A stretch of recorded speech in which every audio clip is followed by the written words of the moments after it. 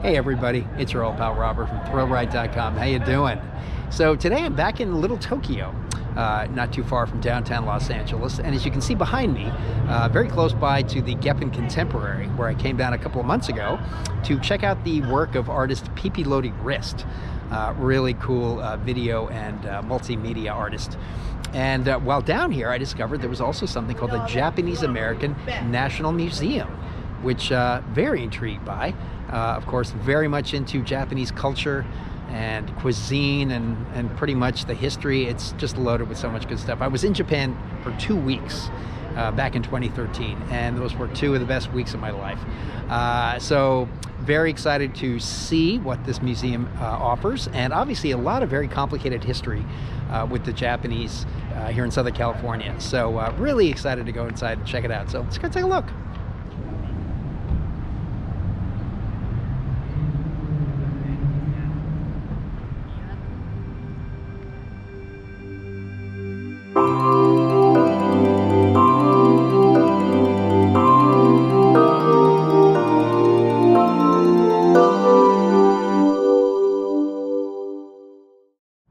So I think there may be 2 parts to the museum. There's this building on one side of this promenade that seems much older, and looks like it dates back to some of the early days of this Little Tokyo neighborhood. And then across the way is this much more modern building, and I'm guessing it started in the building across the way and then expanded into this bespoke structure. But yeah, very curious. And again, I'm really kind of going in cold here, but I can already see they're advertising an exhibit called Sutra and Bible, Faith and the Japanese American World War II Incarceration.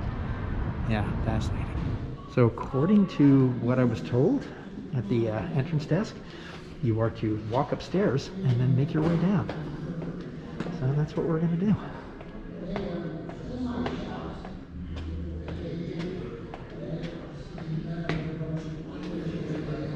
Here it is, an exhibit called Common Ground, the Heart of Community. What is community? An American story. Culture binds us, gives us meaning, and provides us with foundation. It surrounds, entangles, and supports our daily life. A matter of learning what it is we have to know to belong within a family and community. David Matsumoto. Nice. Well, here's some Japanese I had never learned. What does Issei mean? What's a Nisei? Japanese American generations. Issei, first generation Japanese immigrants to the United States.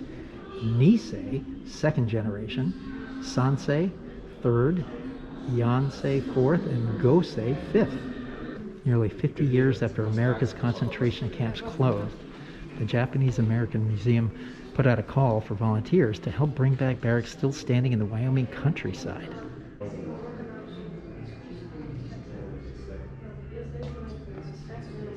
Going back there helps me define who I am, recharge my batteries, and get a sense of my own identity.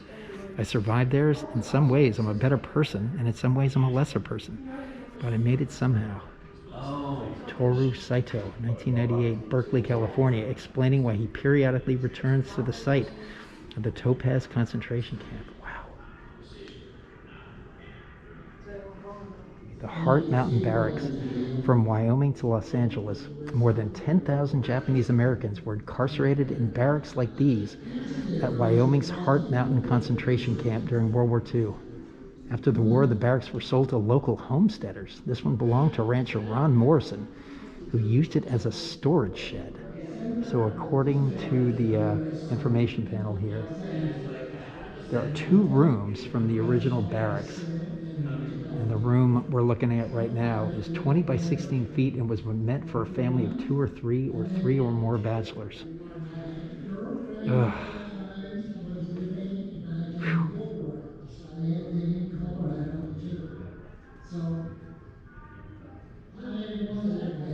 And here's the kind of the outside of those barracks with the fencing up in place, the tar paper on the wood. Yeah, these were not very comfortable places to be at all. Because I knew that they knew war with Japan.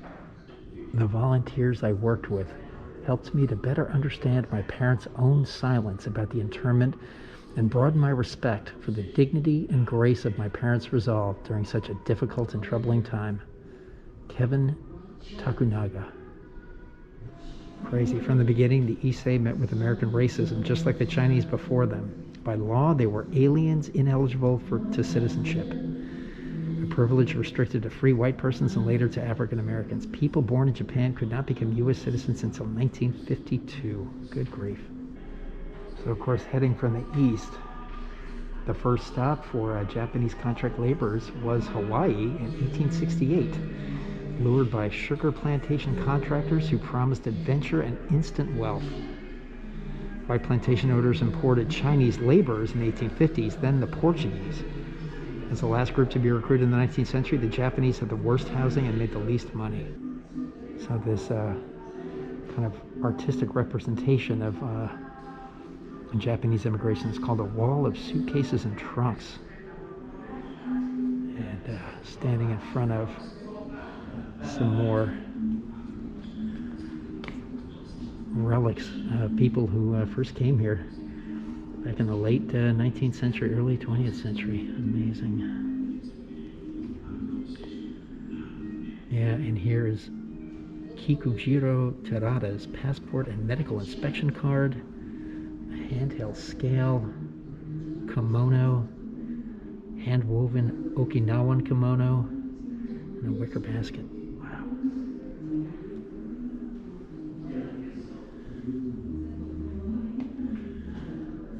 Worldwide migration. Like most immigrants, Japanese left home in search of a better life. They were pushed out of Japan by drought and economic depression and pulled to America by tales of opportunity and promises of fortune and adventure. And here's a traditional kimono and a bowler hat that typical of the native clothing that immigrants brought with them.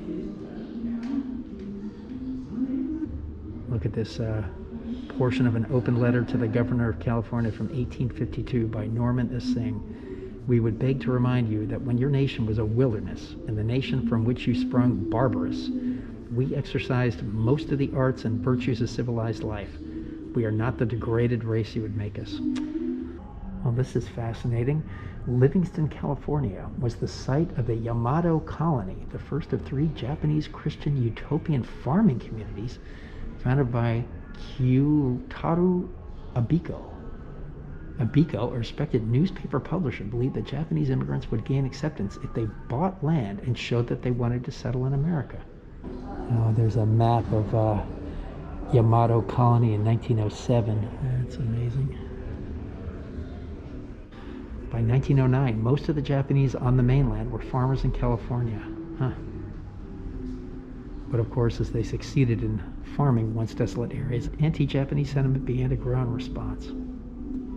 The rising anti-Japanese movement in California led to the so-called Gentleman's Agreement of 1907 to 08 between Japan and the U.S. No more laborers would be allowed in, however, a loophole let women come to join their families.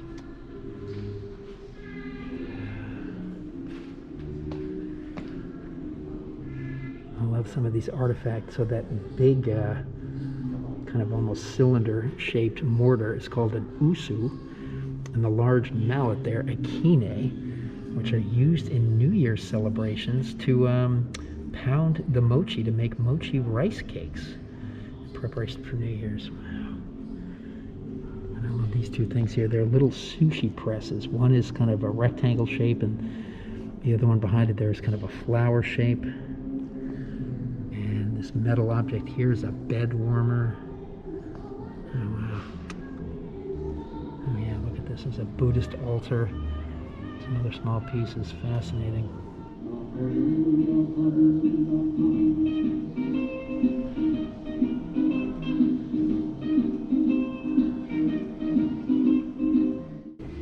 So the Manago Hotel, located in the Kona district of Hawaii, was established by Issei's Kinzo and Osame Manago. The couple who worked in the coffee fields during the day borrowed $100 from their employer to build a small restaurant, and in 1917 they expanded the business.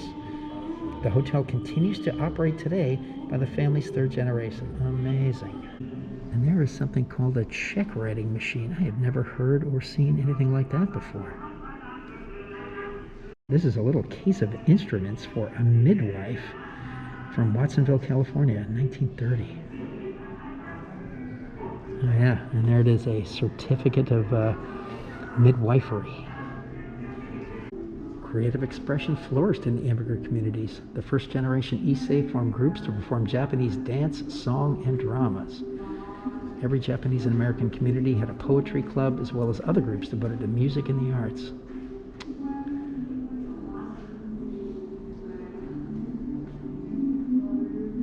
And this is a biwa, a Japanese lute. I love that detail of the almost like half moons. Oh yeah, and these beautiful tuning knobs up there. That's awesome. Oh wow, here is a stereoscope and cards from 1910 and painter Henry Sugimoto's palette and brushes from 1935. Oh, here's a part of history that I am only now becoming aware of. Something called the Munson Report was issued in 1941 that basically stated, even though it looked like war with Japan was unavoidable, there was absolutely no reason to worry about the Japanese population here in the States. They reported a remarkable, even extraordinary degree of loyalty among this generally suspect ethnic group. The Munson Report clearly stated there was no military necessity for mass incarceration, and the report was ignored and kept secret by the government. Good grief. And then, of course, Pearl Harbor happened. During the late 1920s and 30s, there were more and more children in the Japanese-American community. The second generation Nisei rapidly became the majority. By 1940, there were 63% of the total Japanese-American population in America, though mostly high school age and younger. And like so many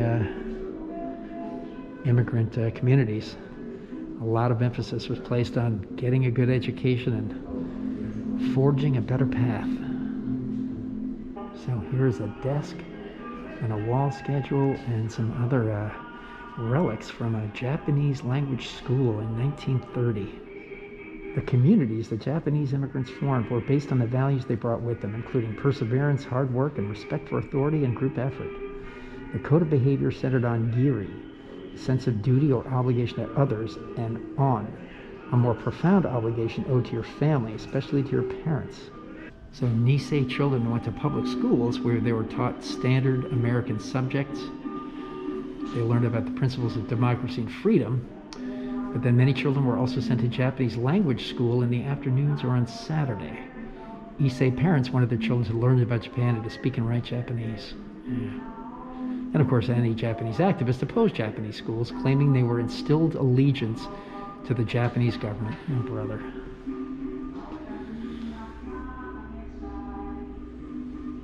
And here's a proof press and typewriter from one of the many newspapers that apparently thrived in these new immigrant communities. Some joke that anywhere more than 5 Japanese Americans settled, one of them started a newspaper. That's crazy. Wow. Yeah, that is a pretty old piece of communication technology. This proof press belonged to the Colorado Times in Denver, Colorado, one of several Japanese American newspapers that served the Denver area. So in this display on sports and youth activities, you can see in that photo on the upper left a bunch of baseball players who came together to participate in an exhibition baseball game in Fireman's Park in Fresno, California, 1927. And yes, Babe Ruth and Lou Gehrig were both in attendance. And I love this helmet. It's called the Kendo Men and was used with this bamboo sword as for sparring practice, I guess. Very nice. In 1880, increasing numbers of Japanese came to Utah to fill jobs on railroad gangs. In 1902, the E.D. Hashimoto Company, labor contractors, was founded in Salt Lake City's growing Japantown. After President Roosevelt issued Executive Order 9066, Japanese Americans were given 3 weeks to voluntarily resettle to areas outside the Western Defense Command. Wow.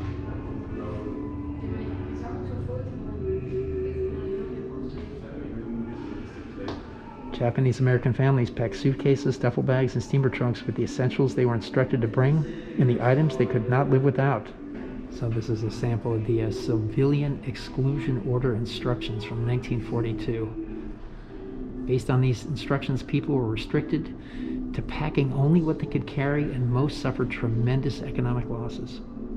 It's interesting to learn that we're still trying to figure out the proper way to describe what these camps were. Officially, they were called relocation centers, and many now acknowledge that relocation center and evacuation are euphemisms used purposefully by the government to downplay the significance of its actions. America's concentration camps are clearly distinguishable from Nazi Germany's torture and death camps, so it's difficult to accept the term concentration camp. The Japanese American National Museum uses concentration camp not in an effort to bear comparisons to the atrocities of the Holocaust, but to express the veritable magnitude of what was done to Japanese Americans. Of course, in Hawaii, the situation was different. There, Japanese Americans made up nearly 40% of the population, so mass incarceration of Japanese Americans would have crippled the local economy. Their loyalty unquestioned, the Japanese Americans became a vital part of the war effort in Hawaii. They served in volunteer organizations and distinguished themselves in the armed services. Oh, good grief. This is a spread from Life magazine in 1941. Well, I didn't realize that along with the War Relocation Authority concentration camps, there was another set of camps called the Justice Department camps. For years before World War II began, the U.S. government had been compiling lists of people in the community who might be quote-unquote dangerous. So those community leaders were swept up in the days and months immediately following Pearl Harbor with no due process, and were initially confined to local jails and then often sent to these Justice Department camps. So the Japanese American Citizens League stood for patriotism, pride, and trust in America. And I guess composed mostly of the young second-generation immigrants. They figured that it was inevitable that they had to prove their loyalty to be good Americans. And so they created this creed, kind of a pledge of loyalty. Wow. Of course, there were also court challenges to the constitutionality of the curfew, exclusion, and detention. And one of them, Endo versus the United States, was the case that ruled that loyal Japanese Americans could not be detained in concentration camps. And the day before the Endo decision, on December 17, 1944, the military ban of Japanese Americans from the West Coast was lifted.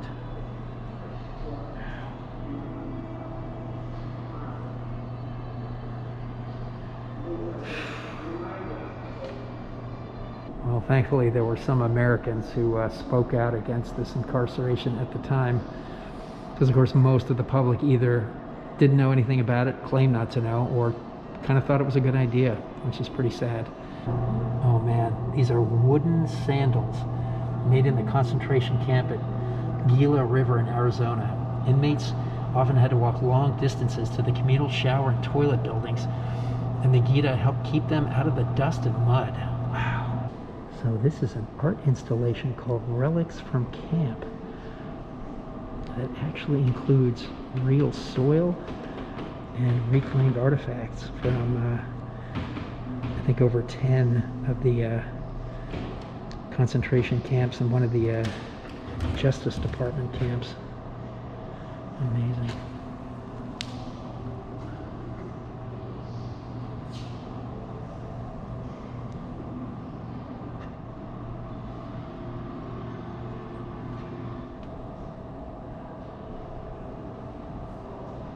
In Hawaii, where there was no mass incarceration, nearly 10,000 Nisei volunteered when a segregated unit was formed. And on the mainland, about 1,200 men volunteered out of the concentration camps. Thousands more answered the draft when they were chosen. Another part of the story I was unfamiliar with, Yankee Samurai, the military intelligence service. The heroic deeds of the more than 6,000 Japanese Americans who served in the military intelligence service during World War II were kept secret until recent times. These men played a key role in the Pacific Theater. Wow. Yeah, according to Major General Charles Willoughby, General MacArthur's intelligence chief, the Nisei of the MIS saved 1 million lives and shortened the war by 2 years. Yeah, I didn't realize Chicago played such an important role in the story. Only 400 Japanese Americans lived in Chicago before the war, but from 1942 on, many camp residents made Chicago their first choice for resettlement. Some 30,000 former inmates lived in Chicago at one time or another. So here's kind of a schematic view of the Manzanar relocation camp, and here's a diorama of the entire facility, and boy, it really gives you a sense of the scale of this property. Ugh.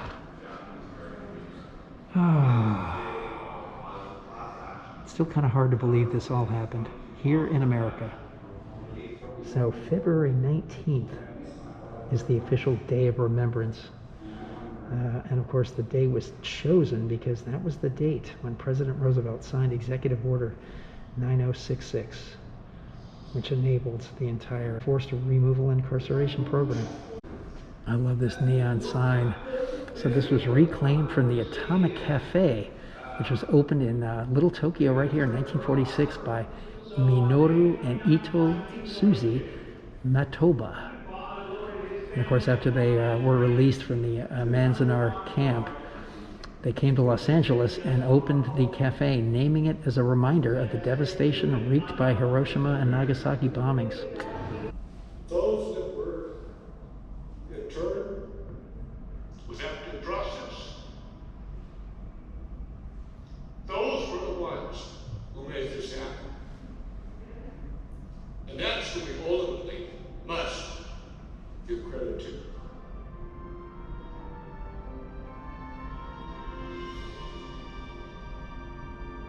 The nation to which we have pledged loyalty have betrayed us, have turned against us.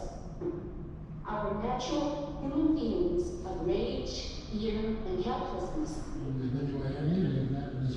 This is a really fascinating exhibit. The man speaking is Lawson Ichiro Sakai, who actually passed away in 2020. But when he was 18 years old, his family was forced to relocate into one of the camps.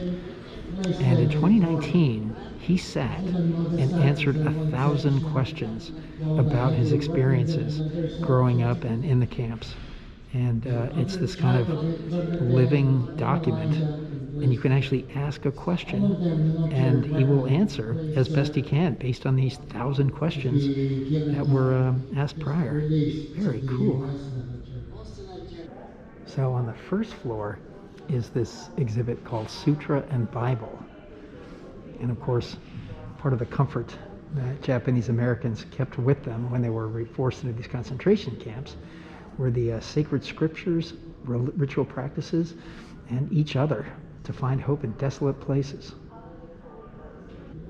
Well, here's sort of an immigration timeline that also talks about the various religious practices that were part of this period. And this is pretty cool to see. In 1869, ex-samurai established the first Japanese settlement in North America. Oh, look at that, 1912, first Catholic ministry dedicated to Japanese Americans.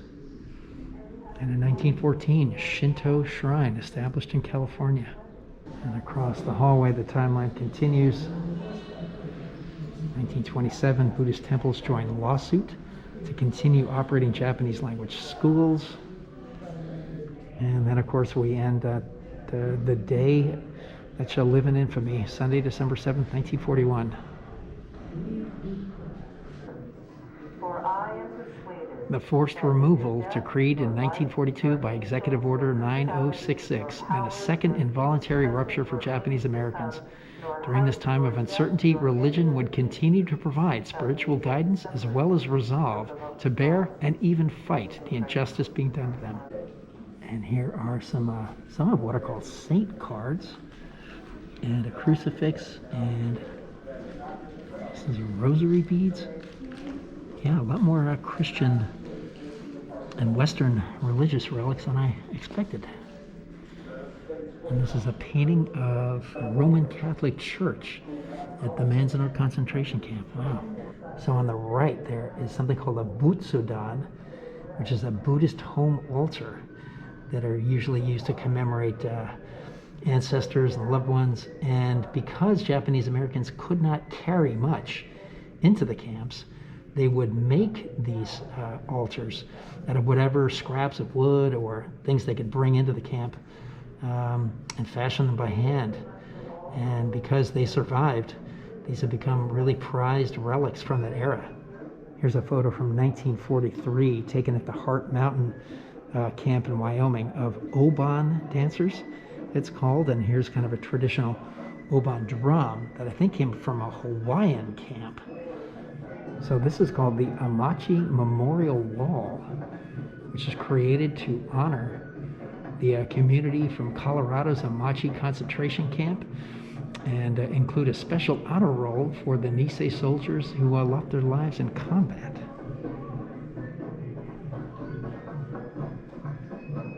Yeah, just beautiful. So at the Heart Mountain camp, 4 Buddhist shumidan, the largest such altars to have been built in any of the World War II camps, was created, and it was the result of happenstance. A skilled team of master carpenters came from the Nishira construction company happened to be incarcerated there together. Some of the most poignant examples of religiosity from the wartime period are ink-inscribed stones that were unearthed from the Heart Mountain concentration camp cemetery in Wyoming, and an annotated bilingual Japanese-English Bible handwritten for the Poston concentration camp in Arizona. These artifacts, now known as the Heart Mountain Sutra stones and the Kitaji Bibles, remind us of the potent and transformative power of engaging intimately with religious teachings through Scripture. Yeah, there's something I hadn't really considered. So, the Army's practice during World War II was to stamp the dog tags of soldiers with their religious affiliation so that the appropriate last rites could be administered if they were to die in combat. Wow, yeah, P for Protestant, C for Catholic, H for Hebrew or Jewish, and blank for no religious affiliation. Buddhist soldiers were generally assigned P for Protestant as a matter of expediency. So these long vertical kind of planks are called Buddhist memorial tablets, or toba. And this collection is kind of an honorific of all the different camps that were built. And you can see their names under there: Gila River, Crystal City, Poston. Well, let's give credit to the Quakers, who apparently were by far the most outspoken and engaged advocates for Japanese Americans during World War II. Nice.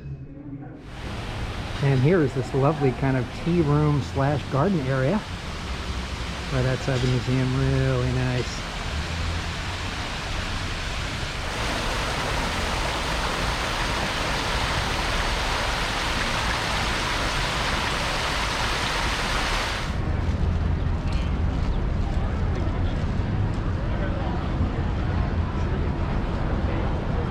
Yeah, I definitely need to spend more time in Little Tokyo. It's pretty great down here.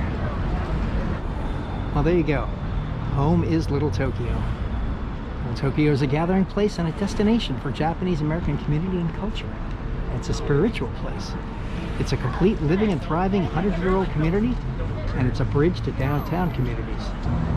Love this chop suey neon sign. That is just classic.